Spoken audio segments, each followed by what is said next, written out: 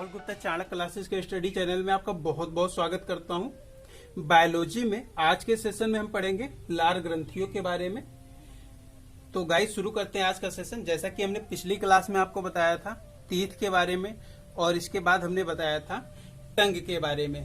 तो हमारा तीसरा यहाँ से जो बनेगा वो सलेवरी ग्लैंड या लार ग्रंथियां बनेंगी। जैसा कि हमने पिछले क्लास में बताया था कि भोजन को लार से मिलाने का काम कौन करती थी? जिह्वा करती थी। तो लार से मिलाने का काम करती थी, तो यही है लार। और इसकी ग्रंथियां होती है जहां से लार स्रावित होते हैं, ये नलिका युक्त होती हैं। लार ग्रंथियां नलिका युक्त होती हैं। इनमें कौन क्या पाया जाता है? डक्ट्स पाए जाते हैं। ठीक है, तो इसमें डक्ट्स पाए जाते हैं। जिनमें भी नलिकाएं पाई जाती हैं उनको क्या कहा जाता है? बहिस्रावी ग्रंथि या exocrine gland. Exocrine gland, exocrine gland या बहिस्रावी ग्रंथियां इसको कहते हैं। एक दिन में लगभग 1 से लेकर 1.5 लीटर तक लार स्रावित होता है। 1 से लेकर 1.5 लीटर लार स्रावित होता है। और लार का श्रावण तंत्रिका तंत्र के द्वारा नियंत्रित किया जाता है। इसको कंट्रोल किसके द्वारा किया जाता है? नर्वस सिस्टम के द्वारा या तंत्रिका तंत्र के द्वारा। नर्वस सिस्टम, नर्वस सिस्टम के द्वारा कंट्रोल किया जाता है। तो इसको नर्वस सिस्टम के द्वारा कंट्रोल किया जाता है। जैसा कि नर्वस सिस्टम में हम जानते हैं कि 3 प्रकार की होती हैं नर्वस सिस्टम या तंत्रिकाएं, तंत्रिका तंत्र, CNS, PNS, ANS। तो जिसमें से ANS जो होता है स्वायत्त तंत्रिका तंत्र, ANS 2 प्रकार का होता है, एक परानुकंपी, एक अनुकंपी। एक होता है परानुकंपी और एक होता है अनुकंपी। 2 होते हैं, परानुकंपी, अनुकंपी। अगर हम बात करें तो ये क्या करते हैं? ये लार के श्रावण को प्रेरित करते हैं। ज्यादा से ज्यादा लार निकले, ज्यादा से ज्यादा मात्रा में लार का श्रावण हो, और ये लार के श्रावण को कम करने का काम करते हैं। लार ग्रंथियां 3 जोड़ी पाई जाती हैं मानव में। वो कौन कौन सी होती हैं? जैसा कि आप स्क्रीन पे देख सकते हैं, पहली जो लार ग्रंथि आपको दिख रही होगी, सबसे छोटी लार ग्रंथि सबलिंगुअल ग्लैंड या सबलिंगुअल ग्रंथि। इसको अधोजीवा लार ग्रंथि भी कहते हैं। ये सबसे छोटी है। और इसके बाद आप देख सकते हैं पैरोटिड ग्लैंड, पैरोटिड ग्लैंड। और पैरोटिड ग्लैंड सबसे बड़ी लार ग्रंथि, आपको साइज में भी देख सकते हैं, स्क्रीन पे आपके दिख रहा होगा। और तीसरा जो है, जो सबसे छोटी लार ग्रंथि है, मध्यम आकार की, ये ना तो बहुत छोटी है ना ही बहुत बड़ी है। तो ये कौन सी है? सबमैक्सिलरी या सबमेंडिबुलर लार ग्रंथि। ये आप स्क्रीन पे देख सकते हैं। अब हम एक एक करके इनके बारे में जानेंगे। सबलिंगुअल ग्लैंड, सबलिंगुअल,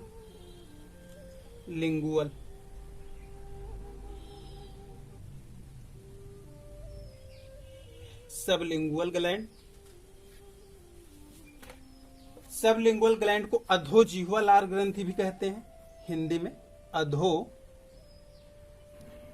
लार ग्रंथि।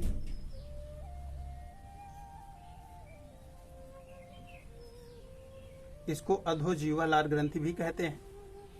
और अगर हम बात करें इसको अधोजिह्वा लार ग्रंथि, जैसा कि नाम से ही क्लियर है, सबलिंगुअल ग्लैंड, तो ये स्थित कहाँ होगा?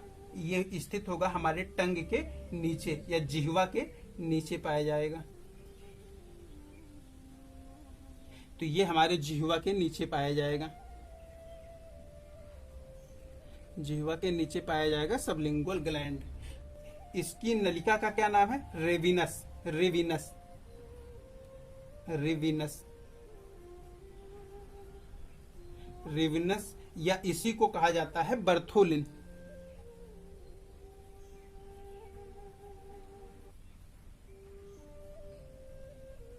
बर्थोलिन, रेविनस या बर्थोलिन।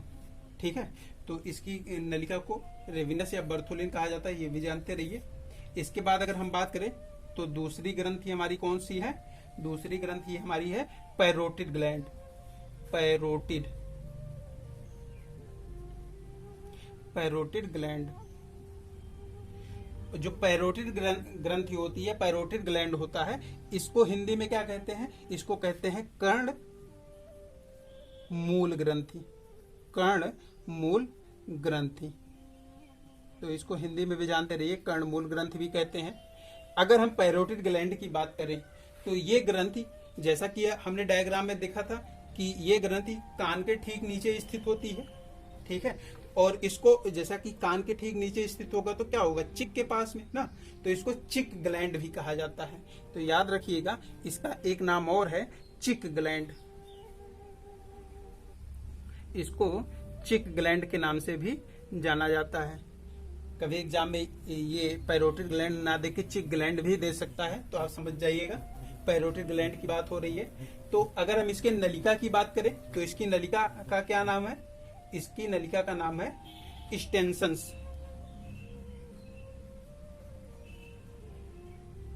इसकी नलिका को स्टेंसन्स या स्टेंसन्स नलिका भी कहते हैं। ये नलिका ऊपरी जबड़े में कान के पास में खुलती है और यहां से कितना लार स्रावित होता है? लगभग 20 से 25% लार सिर्फ पैरोटिड ग्लैंड से ही स्रावित होता है। तो ज्यादा मात्रा में लार स्रावित हो रहा है, 20 से 25% एरिया जो है सिर्फ पैरोटिड ग्लैंड ही कवर कर रहा है, तो पैरोटिड ग्लैंड हो गया। और ये सबसे खास क्वेश्चन जो बार बार एग्जाम में पूछा गया है यहां से, तो ये क्या है? ये सबसे बड़ी ग्रंथि है। सबलिंगुअल ग्लैंड ये कौन सी थी? ये सबसे छोटी थी। और ये कौन सी है? सबसे बड़ी है। तो इसको भी याद रखिएगा, सबसे बड़ी है साइज में। और तीसरी ग्लैंड की अगर हम लोग बात करें, तीसरी जो जोड़ी है वो कौन सा है? तो वो है सब मैक्सिलरी। सब मैक्सिलरी, सब मैक्सिलरी, या इसी को कहा जाता है सब मैंडिबुलर। तो सब मैंडिबुलर भी इसे कहा जाता है।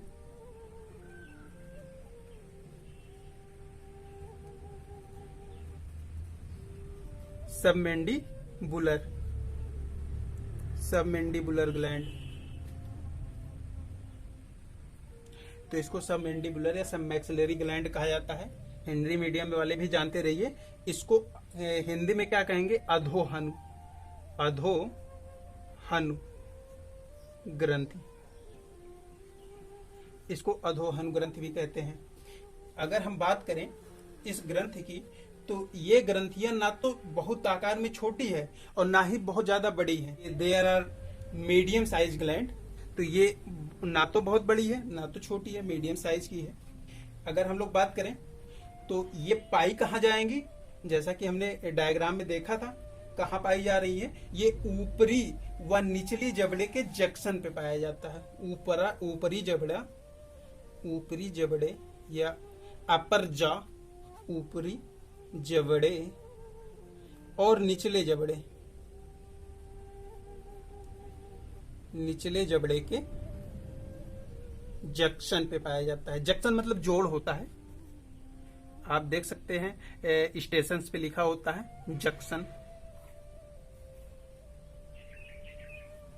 जंक्शन। तो ऊपरी जबड़े और निचले जबड़े के जंक्शन पे पाया जाता है ये। तो यह नलिका जो है निचले जबड़े के इंसीजर या कृंतक दांतों के पीछे खुलता है। इंसीजर या कृंतक दांतों के पीछे खुलता है।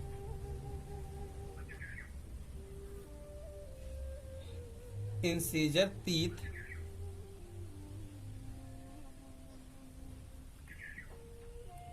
या फिर इसी को हिंदी में कहा जाता है कृंतक, इसके पीछे खुलता है। ठीक है, इस नलिका को वाटरन डक्ट भी कहा जाता है या वाटरन नलिका भी कहा जाता है।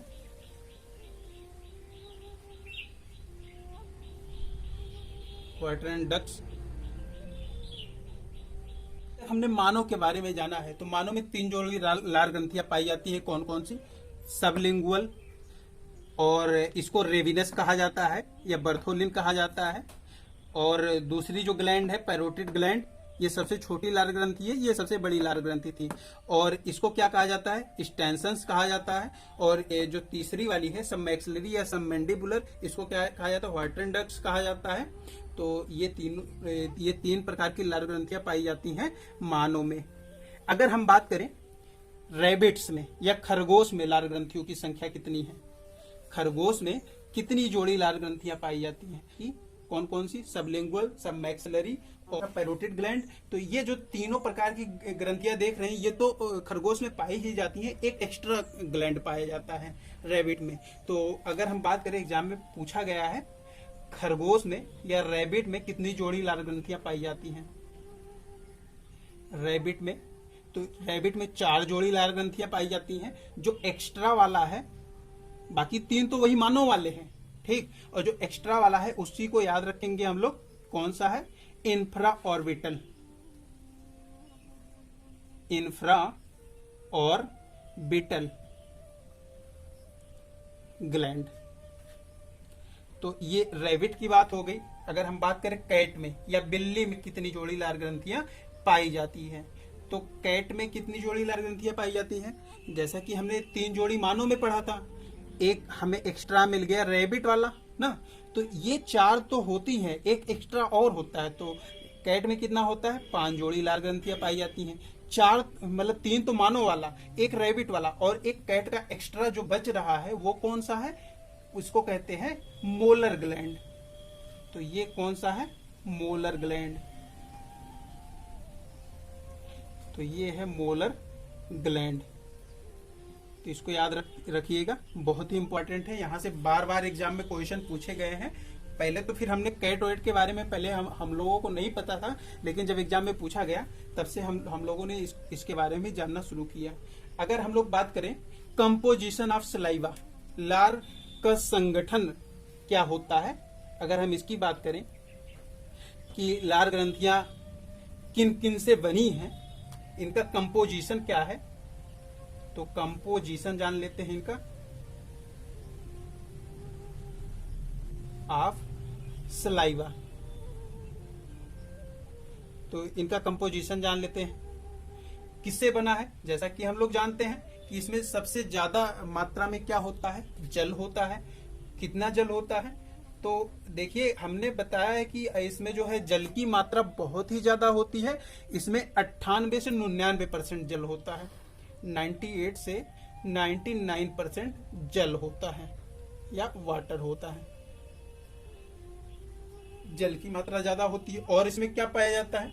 इसमें एंजाइम पाए जाते हैं और इसी एंजाइम से ही बार बार एग्जाम में क्वेश्चन पूछे जाते हैं।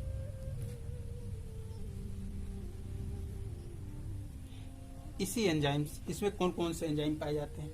पहले एंजाइम की अगर हम बात करें तो इसमें पहले एंजाइम जो पाई जाती है उसका नाम है माइलेज। माइलेज पाया जाता है।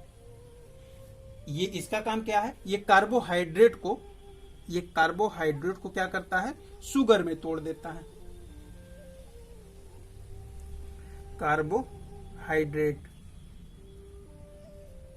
कार्बोहाइड्रेट को किस में तोड़ देता है? शुगर में, ठीक है। तो ये कार्बोहाइड्रेट को शुगर में तोड़ने का काम करता है माइलेज। दूसरे की अगर हम बात करें तो टाइलिन पाया जाता है।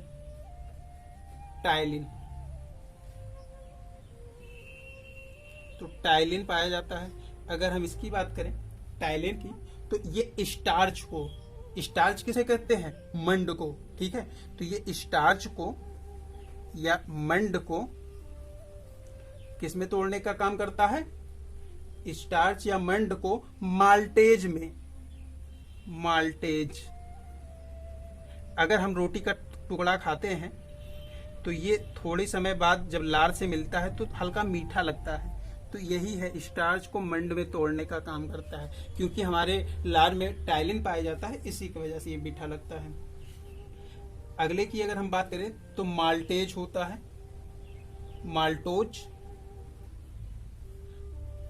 माल्टोज नामक एंजाइम क्या करता है? यह माल्टेज को ग्लूकोज में तोड़ता है। तो माल्टेज को ग्लूकोज में तोड़ता है, और ग्लूकोज हम लोग जानते हैं हमको एनर्जी प्रदान करने का काम करता है, तो ग्लूकोज में तोड़ देता है ये। और एक और जान लेते हैं, लाइसोजाइम नाम का एंजाइम पाया जाता है हमारे लार में। इसका काम क्या है?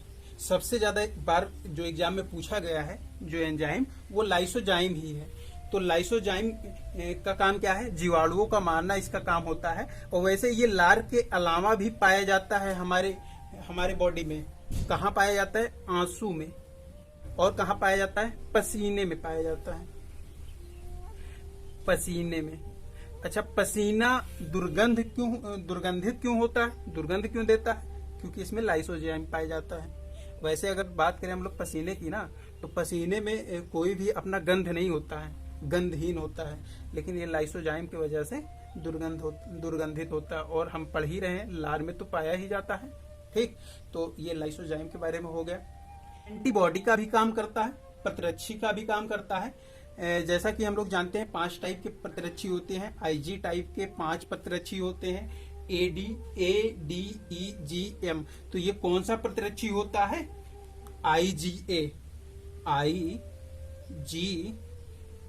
टाइप का प्रतिरक्षी होता है, या इसको कह सकते हैं एंटीबॉडी।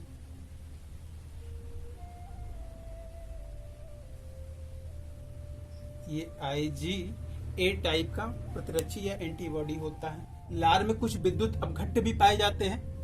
ठीक है, कुछ विद्युत अपघट्ट पाए जाते हैं, ये भी बार बार एग्जाम में पूछा जाता है। इसको भी हम लोग कवर कर लेते हैं। थोड़ा वीडियो लंबा भले हो रहा है, लेकिन अब कोई कंटेंट में कोई कमी नहीं छोड़ते, तो कोई कमी इस वीडियो में भी नहीं छूटेगा। लार में आयन या इलेक्ट्रोलाइट कौन कौन से पाए जाते हैं? इलेक्ट्रोलाइट या आयन कहते हैं इसको। ठीक है, तो इसमें आयन कौन कौन से होते हैं? सोडियम प्लस, ये आयन है, सोडियम हो गया। और क्या पाया जाता है? पोटेशियम पाया जाता है। और क्या पाया जाता है? Chlorine, magnesium. और क्या होता है? कैल्शियम। तो ये आयन पाए जाते हैं। लार में कुछ बाइकार्बोनेट पाए जाते हैं, बाइकार्बोनेट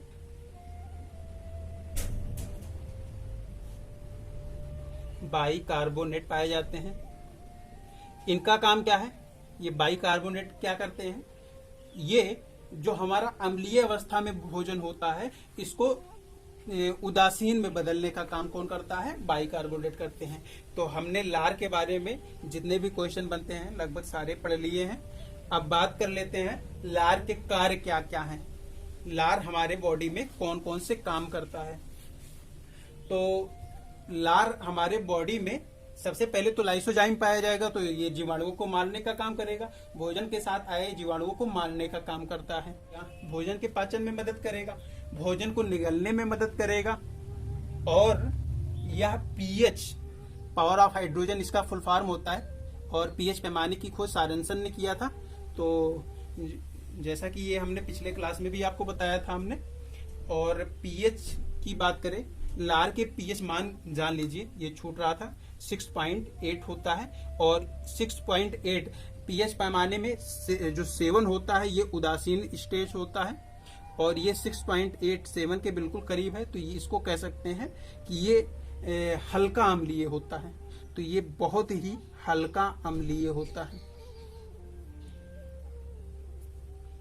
हल्का अम्लीय कह दीजिए, या तो इसको हल्का क्षारीय भी कह सकते हैं, क्योंकि ये 7 के करीब है। 7 के बाद तो क्षार ही होता है ना, तो ये हल्का क्षारीय या हल्का अम्लीय भी कहा जा सकता है इसको। हमारा वीडियो आपको कैसा लगा ये हमें कमेंट बॉक्स में जरूर बताएं, और हमारे वीडियो को लाइक करें, सब्सक्राइब करें और अपने दोस्तों के साथ शेयर करें। Thanks for watching us.